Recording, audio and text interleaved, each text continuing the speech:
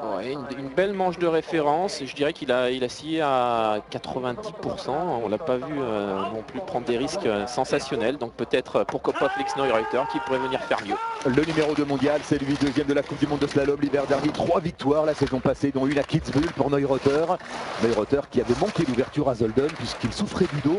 C'est sa grande rentrée aujourd'hui. Allez, il passe un peu plus loin du piqué, Neureuter, c'est aussi sa technique. Ouais, en général, lui, il prend beaucoup d'angles, donc en fait, il fait vivre un peu plus son ski. Mais bon, c'est parti pas très vite. Je dirais qu'il a peut-être, voilà, c'est vrai que l'année passée, quelques blessures qui l'ont un petit peu contraint. Et puis là, pour lui aussi, voilà, c'est le premier slalom de la saison.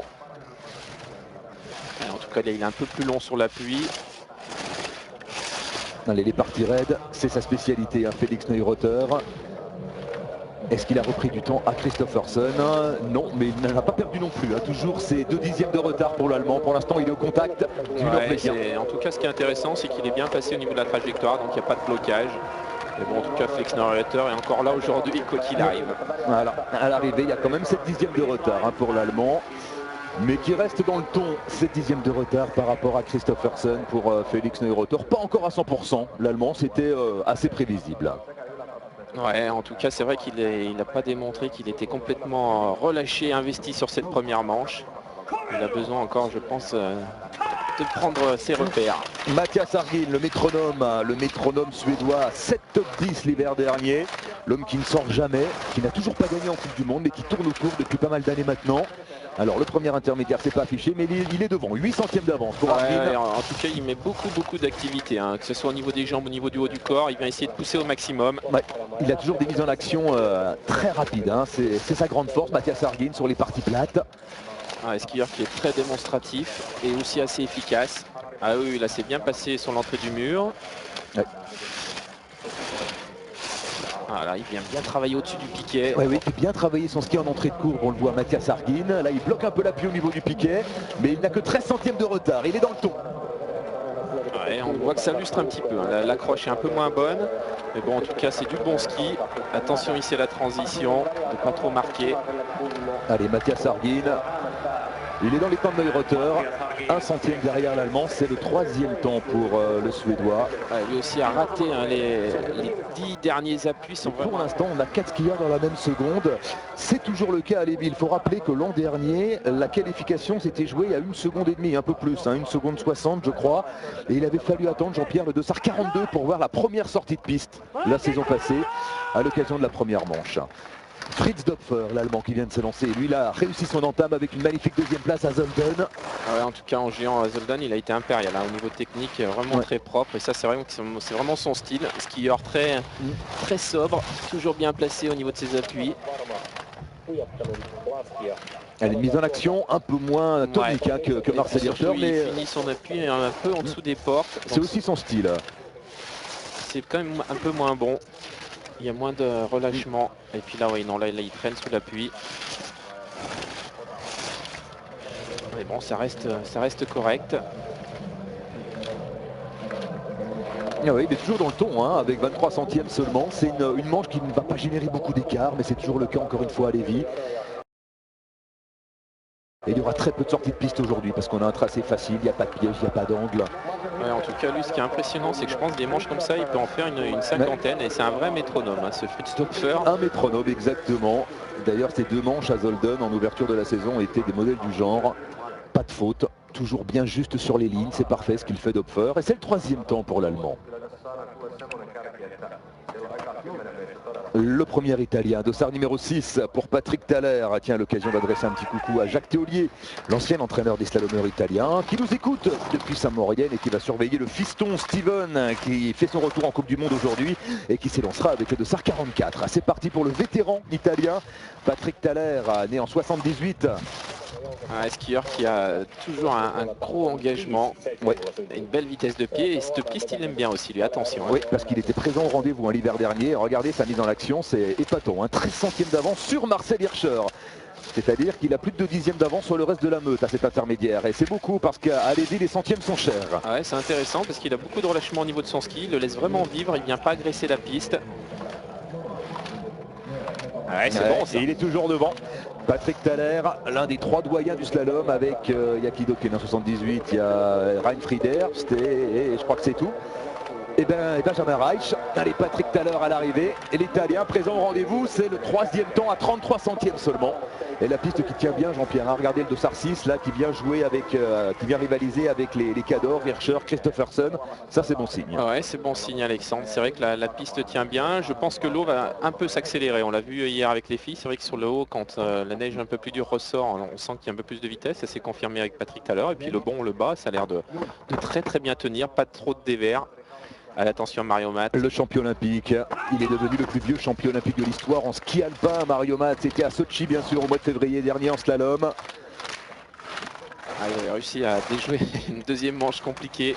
Ouais, tracé de changement de rythme. Tracé par Ante Kostelic et il avait tenu la pression Mario Mat, c'est vrai. Et ce titre olympique est venu couronner une carrière magnifique, 2 titres mondiaux, plus de 10 victoires en Coupe du Monde, 1 titre olympique. Mais paradoxalement, il n'a jamais gagné le globe en slalom, Mario Mat. Il lui manque que ça. En tout cas, c'est un skieur qui est trop là. La faute intérieure là pour Mario Mat, qui est le premier éliminé. Et bien voilà, l'an dernier, il avait fallu attendre le dossard 42. Et bien cette année, dès le dossard 7, on a une sortie de piste et c'est pas n'importe qui, c'est Mario Mat. Voilà, beaucoup d'angles au niveau de la porte, un peu en retard, surtout au niveau de la trajectoire, la chaussure qui touche. En tout cas, il n'avait pas complètement libéré. C'est soit il est très fort ou soit il y a beaucoup de sorties de piste et de déchets. Il était 2e l'an dernier, si à Lévis, Mario Mat. Il ne sera pas classé aujourd'hui. Le dossard 8, Stefano Gross, l'italien, le 2e italien en piste. Patrick Thaler occupe la 3e place pour l'instant pour la Squadra. C'est parti. Ouais, Stefano Gross, c'est un skieur qui a beaucoup de talent. Très rapide dans les parties techniques difficiles. Ouais, qui sort de 2 saisons assez moyennes, Stefano Gross. Il avait bien fini l'hiver dernier tout de même avec une 4e place à Lenzerheide lors des finales. Voilà, un tout petit peu trop sur la carte sur cette partie assez facile. Maintenant, ça va mieux lui convenir dans la partie la plus technique. Ouais, parce qu'il aime la pente, Stefano Gross. Là, on a vu que sur toute la première partie, assez plate et vallonnée, et il était assez long sur les appuis, mais là encore, c'est pas génial. Non, il n'est pas loin. Il n'est qu'à 8/10, mais c'est déjà beaucoup. Et là encore, il est très bas sous la porte.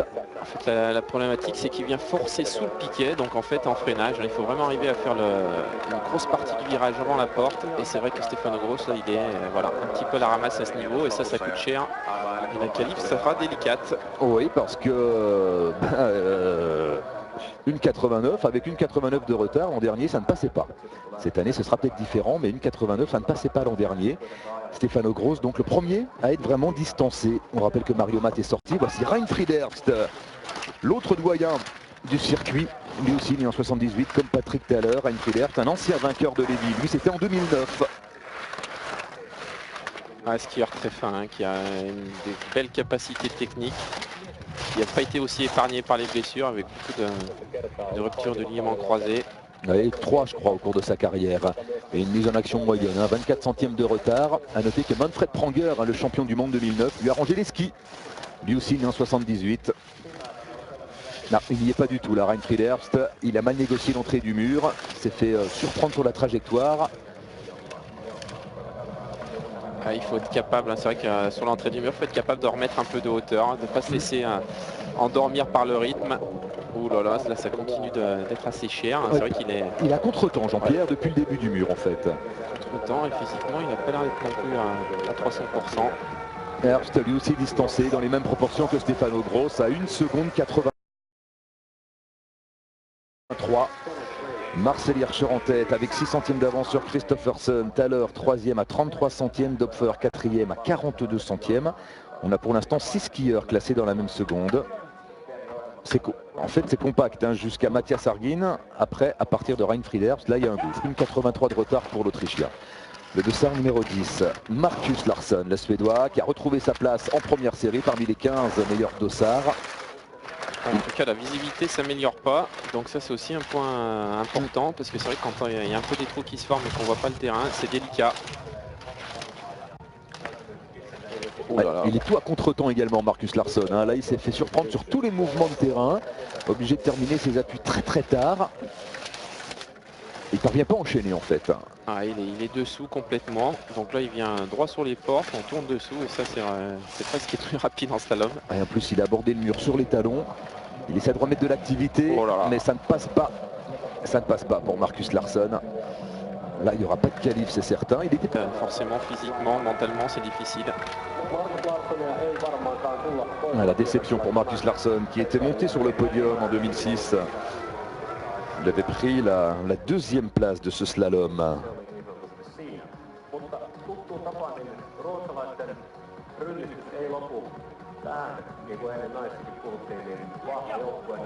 Allez, le dossard numéro 11, André Murer, le Suédois. On se rapproche du dossard du premier Français, le 13, qui sera porté par Jean-Baptiste Grange. C'est parti pour André Murer, le vainqueur de la Coupe du Monde de slalom. C'était en 2012. Alors, André Murer qui a lui aussi changé de matériel dans l'intersaison. Oui, qui a reculé dans la hiérarchie l'hiver dernier. Il a eu pas mal de déchets, 4 sorties de piste au cours de la saison, c'est beaucoup. Ça fait quasiment une course sur 2 en slalom. Mais le Suédois a du talent, il adore cette piste de Lévis. Il est déjà monté sur le podium en plus, André Murer. Et puis il est très fort sur les parties faciles, sur ce type de tracé. C'est un tracé qui lui convient bien. Ouais, il y a du rythme, de la vitesse. Ouais, c'est bien, il est dans le bon tempo. Il n'avait qu'un dixième de retard au deuxième intermédiaire, le Suédois. Allez, c'est toujours dans le ton, moins précis sur le bas du mur. Voilà, mais compte tenu de l'état de la piste, c'est vrai que la visite ne s'améliore pas trop non plus. Donc là, pour l'instant, c'est bien.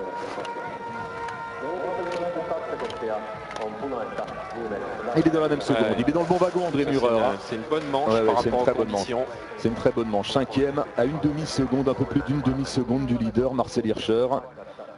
Pas de souci pour André Murer qui sera dans le coup pour le podium tout à l'heure. Ivica Kostelic avec les dossards 12.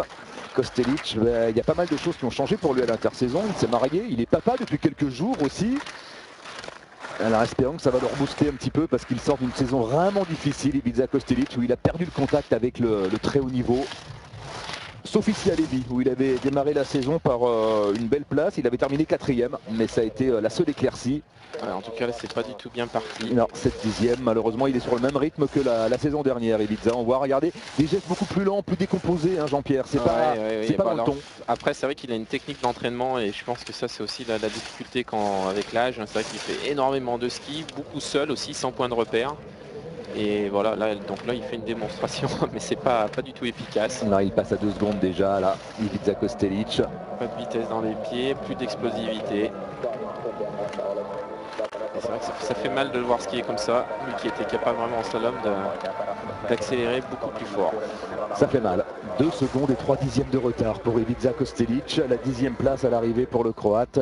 Et il y a peu de chances qu'on le voit en deuxième manche, Kostelic. Mais bon, on ne s'avance pas trop parce que les conditions ne sont pas tout à fait les mêmes que l'an dernier tout de même. Oui, la visibilité est délicate, mais bon, là ça paraît quand même très compliqué. Allez, Jean-Baptiste Grange va s'élancer maintenant. Jean-Baptiste qui entame sa 10e saison de Coupe du Monde. Allez, le Mauriennais qui a pu faire enfin ce qu'il voulait à peu près cet été au niveau de l'entraînement. Jean-Pierre, ça va mieux physiquement. Techniquement, il est au point. Maintenant, il faut concrétiser en course. Il est 8e mondial, Jean-Baptiste. L'objectif, c'est de vite rentrer dans les 7 pour avoir de meilleurs dossards. C'est parti. Allez, JB, il faut laisser vivre son ski. De bonnes sensations à l'entraînement, du relâchement. Là, c'est bien parti. Ouais, il a toujours eu de bonnes mises en action ici à Lévis. Je me souviens notamment en 2006, il avait eu un temps intermédiaire exceptionnel. Jean-Baptiste, avec 3/10 déjà de retard. Il a fait une toute petite erreur juste sur la petite rupture, mais bon, c'est pas très grave. Il y a quand même de la vie dans son ski. Ça paraît bien relâché. Techniquement, c'est posé en tout cas pour Jean-Baptiste. Pour l'instant, il manque un petit grain de folie dans son ski. Là, dans le mur, pour l'instant, ça va. Il reste bien haut sur les lignes. Il ne prend pas tous les risques, il vient se placer. Mais bon, c'est aussi ce qu'il faut faire dans ces conditions un peu délicates. Allez, 32, celle-là, elle va coûter cher pour Jean-Baptiste. Il a encore du mal à faire des manches pleines complètes, comme à l'entraînement. Mais bon, ça c'est aussi la difficulté dans la course avec la pression, d'arriver à relâcher son ski complètement. Ouais, 2,79. Non, c'est une manche manquée là pour Jean-Baptiste parce qu'il est derrière Ivica Kostelic. Il vient vraiment marquer au plus 2,02, ça devrait passer quand même. Il y a eu de très belles sections, ce qui est plutôt encourageant. Allez, Sébastien Solevag, le jeune Norvégien. Ouh là là, ça va vite. 5 centièmes pour l'instant. C'est vrai que là, ça s'accélère sur la partie haute.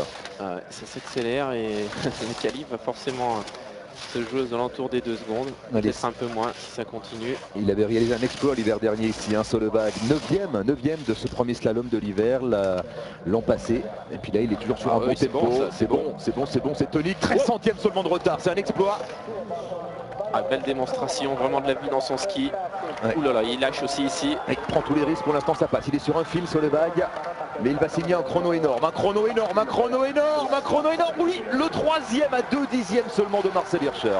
C'est une autre course qui commence, on a l'impression là, Jean-Pierre. Ouais, les conditions se sont améliorées au niveau de la visibilité. Puis je dirais, voilà, c'est toujours comme ça en début de saison. Il y a des nouveaux athlètes qui pendant l'été ont fait un bon au niveau du ski, au niveau de la progression. Et Solveig, voilà, il se rapproche des tout meilleurs mondiaux. Et attention à lui également, Chodunski, 2 top 10 hein, l'hiver dernier pour l'Américain. Beaucoup d'angles, hein, lui. Prise de risque totale pour l'instant, mais 3 dixièmes de retard sur le lançoir, sur la mise en action. Une demi-seconde maintenant, ça reste correct pour l'Américain. Ouais, il prend beaucoup d'angles. Hein. C'est vrai qu'il reste beaucoup plus longtemps sur la carte. Donc c'est pas ce qui est le plus efficace sur cette partie. Solveig était beaucoup plus léger, beaucoup plus court sur l'appui.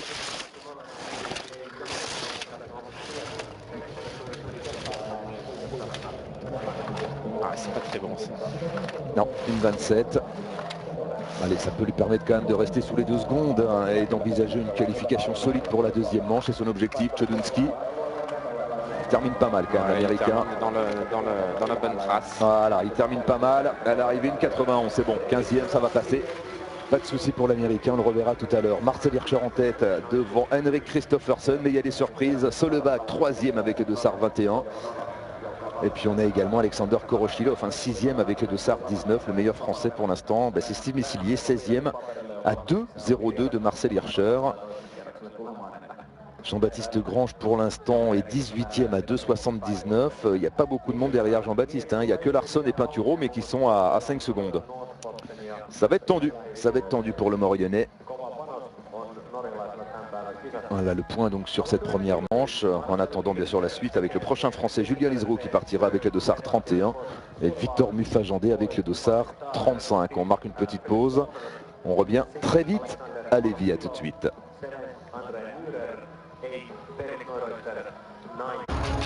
Lucas Erni, le Suisse qui vient de partir. Alors Lucas Erni, il se remet d'une hernie discale, hein, sans mauvais jeu de mots. Jean-Pierre, j'ai pas fait exprès, lui non plus j'imagine, mais il a été assez sérieusement enquiquiné par son dos durant l'été.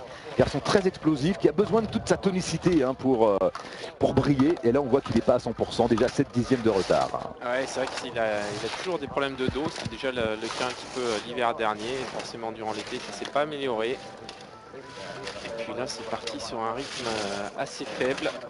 Ouais, lui qui est un garçon très explosif, capable de sortir des manches exceptionnelles. Ça avait été le cas l'an dernier à Kitzbühel, et puis où il avait pris la 5e place, ou encore à Bormio, où il avait signé une 2e manche d'anthologie.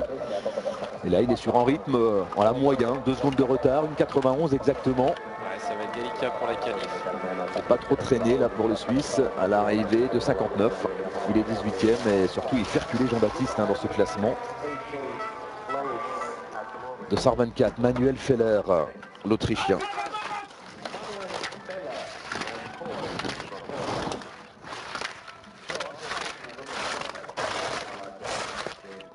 Alors cette manche est quand même plus sélective que l'an dernier. Pour l'instant on a 9 garçons tout de même dans la même seconde, alors que Feller là va payer cette faute très très cher sur le plat. Celle-là c'est celle où il ne faut pas la faire sur le plat. Ça c'est voilà, c'est mission impossible. Aller chercher une qualif, il va falloir inventer quelque chose sur le bas.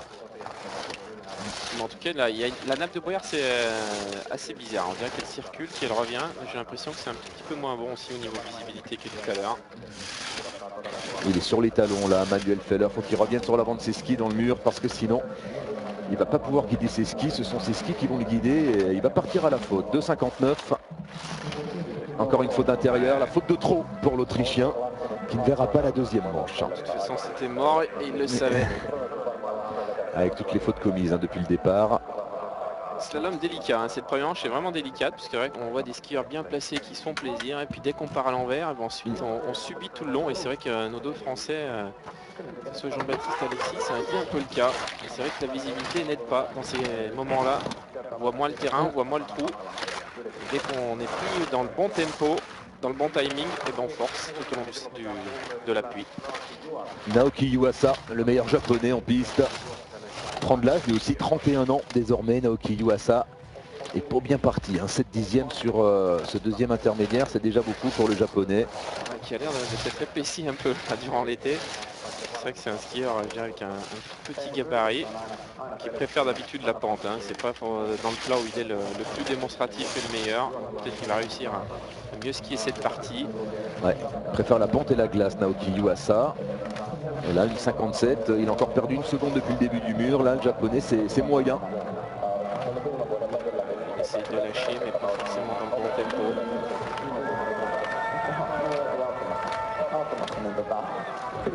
Allez, 2,17, ça va passer quand même pour Yuasa a priori avec le 17e temps sur 25 Dossard.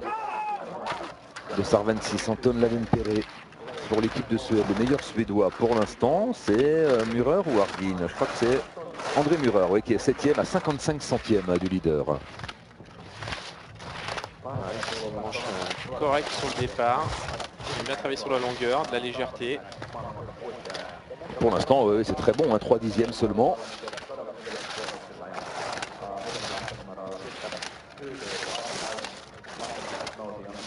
C'est vrai qu'il y a quand même une grosse densité en slalom.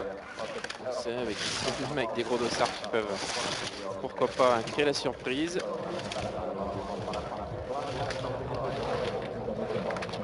Ouais, c'est bon encore. Ah, une 0,3, là il va venir aux portes du top 10, Anton Lavenpere. Lui qui n'a jamais pu accrocher un top 10 en Coupe du Monde, malgré de nombreuses années de présence. Et là il est 10e, le top 10 pour Anton Lavenpere, mais nous ne sommes qu'à mi-course. Il a bien fait le job là, le Suédois, le Dossard 27, Leif Christian Gunn, le Norvégien.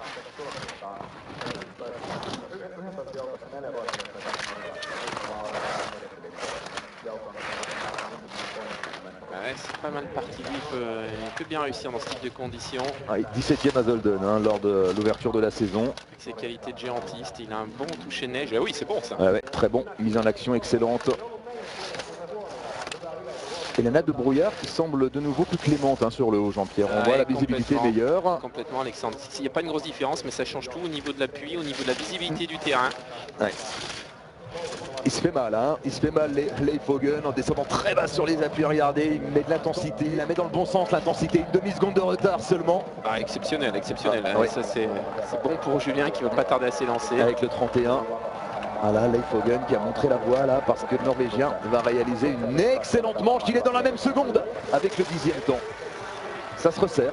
Ça se resserre et il faut dire que de nouveau les conditions de visibilité sont correctes sur le haut. Adam Zampa qui s'élance. Il avait réalisé quelque chose de grand Adam Zampa l'hiver dernier, puisque je crois qu'il était dans le top 10, le Slovaque. Ouais, c'est du bon ski. Bon écart de pied, une bonne stabilité. Non, 14e, pardon. C'est aux Jeux Olympiques qu'il avait fait une magnifique course en prenant la 6e place. C'est un garçon à éclipse, mais lorsque tout est en ordre, quand ça passe, Adam Zampa, il est capable de signer des exploits. C'est encore un jeune skieur et regardez, 3 dixièmes de retard seulement sur le premier inter. Ouais, un bon technicien, toujours juste au niveau de ses appuis, et c'est bien, il est bien sorti de la double. Oui, et puis là, il est très en phase avec le tracé, Adam Zampa, une demi-seconde. Ah, il adore cette piste de Lévy, il avait fait une grosse deuxième manche l'hiver dernier. Et là, le Slovaque qui va rentrer dans le top 10. Le top 10 pour Adam Zampa, sans souci à l'arrivée. Et oui, sans souci, non. Enfin, il est 10e en tout cas, à 80 centièmes. Ouais, en tout cas, là, il y a une série de skieurs qui sont en train de rentrer fort. Ouais, pourvu que ça se prolonge jusqu'au Dossard 31. Giuliano Razzoli, le champion olympique de Vancouver en 2010. Alors, Giuliano, où en est-il? Pourtant, on n'a pas l'impression que... Ah si, ça s'est quand même un peu levé sur la partie haute. Pas sur les 5 premières portes, mais là... La visibilité est quand même meilleure. C'est parti pour l'Italien, qu'il ne faut jamais enterrer. Parce que Razzoli est toujours capable de sortir un exploit, même si depuis 2 ans, depuis 3 saisons maintenant. C'est dur pour celui qui fut champion olympique donc en 2010. Mais là, il est sur un bon rythme pour l'instant, Giuliano. Là, sur le plat, il est sur son terrain de prédilection. Ouais, skieur super puissant. C'est vrai que quand il a tout, quand il arrive à plaquer son ski au sol et accélérer, il est assez impressionnant. Et là, pour l'instant, c'est bon dans le mur. Ce qu'il fait, c'est solide, c'est costaud, c'est massif. Ouais, c'est bon. Mais il y a de la glisse, il relâche quand il faut et il est toujours là. C'est bon pour l'instant pour Razzoli. dans le bon tempo. Hein. C'est vrai qu'il n'en rajoute pas. C'est intelligent ce qu'il fait. Il veut aller marquer des points, aller chercher un bon résultat. Et physiquement, il est au point. Il termine bien en plus, Razzoli. Il termine bien. Grosse manche de Razzoli. 84 centièmes de retard. La 11e place. Là, ça a fait 4-5 skieurs qu'on voit dans la même seconde Kircher avec le gros dossard. Le 30, c'est Daniel Yule. Le Suisse d'origine écossaise, Daniel Yule. Ses parents sont écossais, installés dans le Valais. Et il court pour la Suisse. Un garçon qui a fait ses armes en Coupe d'Europe, impatiemment. Et qui a fait quelques coups d'éclat l'hiver dernier. Au point d'être aux portes du top 30 mondial. Il avait notamment terminé 7e à Kitzbühel, son meilleur résultat en Coupe du Monde. Et pour l'instant, Daniel Yule, il est sur un bon tempo, lui aussi, 34 centièmes. Pour l'instant, c'est correct. Ah, il tient bien le rythme, hein, même là, le Suisse, je trouve, dans le mur. Pour l'instant, il n'a pas décroché. Et puis là, il a bien passé la double. C'est bon. Ouais, c'est même très bon. 56 centièmes seulement de retard. Là, il y a un bon quart d'heure. À Julien d'en profiter. Julien qui s'élancera avec le dossard 31. Les conditions sont idéales, la piste tient bien, la visibilité a l'air de se maintenir maintenant. Et il termine fort, et lui aussi sera dans la même seconde. La 12e place à 91 centièmes. On marque une petite pause et on revient très vite pour le passage de Julien Liseroux. Restez avec nous. Retour à Lévis, une première manche étonnante. Alors le leader, il n'a rien de surprenant, c'est Marcel Hirscher. Le deuxième, c'est Christopherson, pas de surprise, hein, mais derrière on retrouve Solveig, dossard 21, troisième à 2 dixièmes. On a Koroshilov qui occupe la 6e place avec le dossard 19. Et puis là, entre la 10e et la 14e place, on a des gros dossards. On a Razzoli, Zampa, Yule. On a également Laden Perret. Bref, des garçons qui ont su saisir leur chance en partant après le dossard 25. C'est l'heure de Julien Liseroux maintenant. Les conditions sont bonnes, Julien, faut en profiter. Parce que pour l'instant, c'est la cata. Côté français, le meilleur, c'est Steve Missilier. Et Steve, il est déjà 21e. Jean-Baptiste Grange occupe la 25e place à 2,79 et a peu de chance désormais de voir la deuxième manche. Allez, Julien, la mise en action. C'est son fort et il a pu remettre de l'intensité à l'entraînement cet été, reprendre de l'angle, remettre les choses en place. Ouais, c'est pas mal parti. Allez, un dixième sur le haut, Julien. Allez, restez relâché, bien avancé avec le bassin, bien amorti. Attention, oui, il est bas là sur ce mouvement de terrain. Attention, 5 dixièmes de retard déjà pour le Plagnard. Un petit peu trop direct hein, ici sur le haut. Ça coûte cher, mais surtout au niveau de la vitesse. Allez, l'entrée dans le mur maintenant. Raccourcir les lignes maintenant. C'est pas mal, hein. Ah oui, techniquement c'est bon là, techniquement c'est posé. Allez, Julien, voilà, la double, on ressort de la vitesse. C'est pas mal skié dans la pente là, pour Julien. Dessous, là. Attention. Allez, le 0,6. Ouais, c'est encore correct, ça devrait passer. Allez. Ça devrait passer pour Julien avec le 31. Il partit avec le 63 l'an dernier ici à Lévis. Continuer à avancer. Voilà. Pas de grosse erreur. Allez, ça va passer pour Julien. À l'arrivée, 1,68, voilà. Le 18e temps, c'est bon. Il y aura une deuxième manche pour Julien Liseroux. Ouais, par rapport aux conditions, c'est bien. Oui. Le dossard 32, Jonathan Nordbotten, la jeune garde norvégienne en piste désormais. Enfin, jeune garde, il a 25 ans quand même, Nordbotten. Hein. C'est pas un tout jeune, mais il y a une relève chez les Norvégiens qui avait réalisé un triplé au championnat du monde junior l'an dernier en géant. Bon, c'est Christopherson qui avait gagné, mais derrière, il y avait deux jeunes compatriotes qui ne sont pas encore sur le circuit Coupe du Monde, mais lorsqu'ils vont débarquer, ça va faire mal. Oui, en tout cas, c'est vrai que la Norvège, la Suède partent avec des petits groupes de 3-4 skieurs, des jeunes, et ils arrivent à les faire monter très vite, un peu à l'image de Christopherson. C'est vrai qu'après le championnat du monde junior, on les retrouve vite en Coupe du Monde, et ils sont parfois capables de briller très vite. Nordbotten qui vient signer le 23e temps. Ce qui relève Jean-Baptiste Grange désormais. Jean-Baptiste, il est 27e désormais. Et avec 2,79 de retard, ça ne passera sans doute pas malheureusement. Petit rythme là pour l'Américain. De qui s'agit-il? C'est Will Brandenburg. Et pourtant il avait un très bon intermédiaire, un 19 centième, mais là dans le mur il a un petit peu ralenti la cadence. Une 16, c'est dommage, il a perdu une seconde.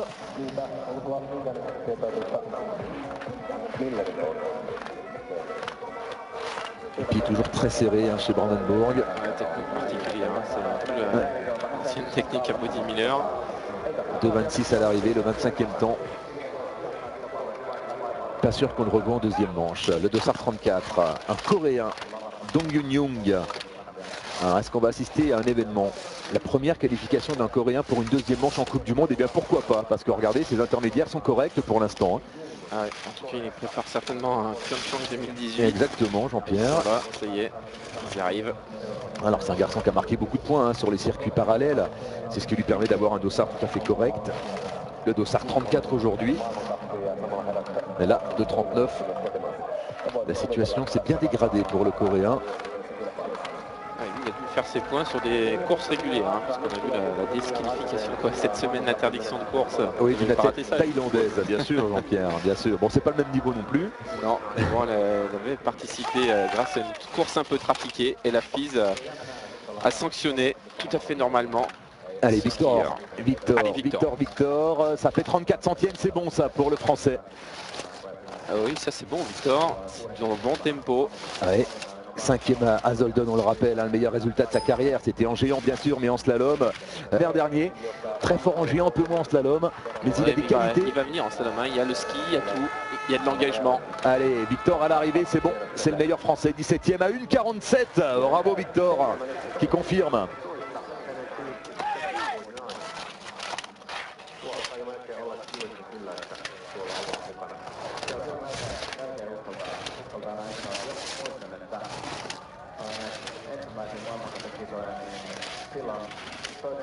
Et Jean-Baptiste Grange, 29e désormais. Steve Missilier occupe lui la 23e place à 2,02. Ça devrait passer pour Steve. Ça va passer également pour Julien Lisereau, 19e. Et pour Victor Muffagendé, 17e. On rappelle qu'Alexis Pinturo, lui, est à 5 secondes avec la faute commise lors de la première manche. Alexis ne sera pas au départ du deuxième acte. C'est Marcel Hirscher, l'Autrichien, qui est en tête devant Henrik Christoffersen. Solveig est 3e et au 4e rang on retrouve Patrick Thaler, le doyen italien.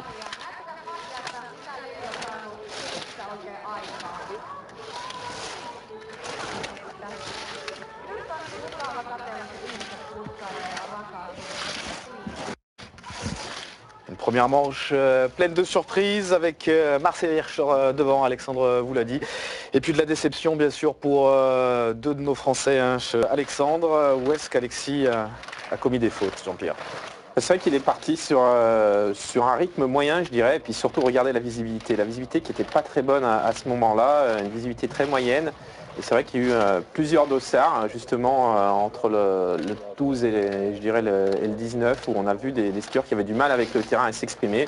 Et c'est vrai qu'Alexis, malheureusement, commet encore une grosse faute. Alors après, c'est le slalom, hein, c'est vraiment la difficulté du slalom, c'est d'être à 100% dès la première course. L'année passée, il était sorti en deuxième manche, là il sort en première. Je dirais que c'est dommage parce que ça se répète et c'est vrai que pour lui, c'est important de marquer des gros points. Mais bon, c'est le premier slalom, il faut rester confiant, calme, et puis il aura le temps de se rattraper dès le Super G, parce qu'il va faire le Super G à Lake Louise, tout ça dans le bon ordre. Ouais, c'est incontestablement le skieur le plus polyvalent, il avait remporté le Super G des finales de Lenzerheide en Suisse l'an dernier, on espère que ça ira mieux sur la tournée nord-américaine pour Alexis. Un petit mot sur Jean-Baptiste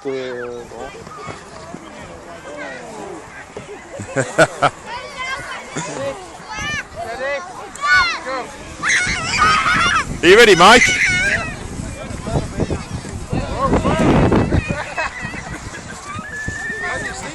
You don't.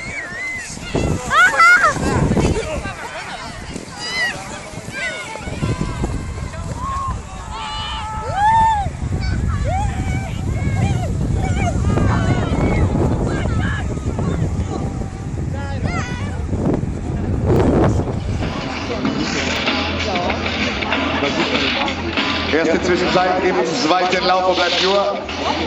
72 Hundertstel der Vorsprung.